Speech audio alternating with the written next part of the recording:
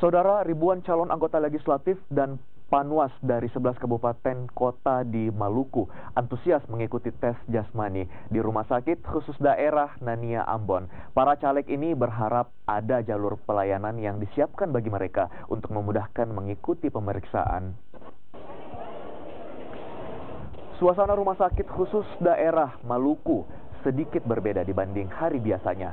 Di rumah sakit ini dipenuhi oleh bakal calon legislatif dan Panwaslu dari 11 kabupaten kota yang ada di Provinsi Maluku.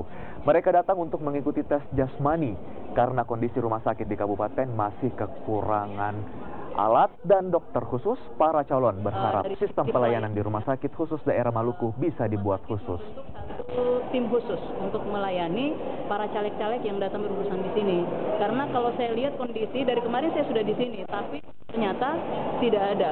Tes kapan mulainya? Cuma ini kadang-kadang terbentur dari banyaknya tes, sedangkan kami terbatas dalam hal sumber daya maupun alatnya, gitu. Karena rumah sakit lain juga tidak ada tenaga tersebut karena spesifik, psikiatri terspesifik, hanya di sini saja jumlah psikiater kami 3, untuk saya jadi spesifik tadinya.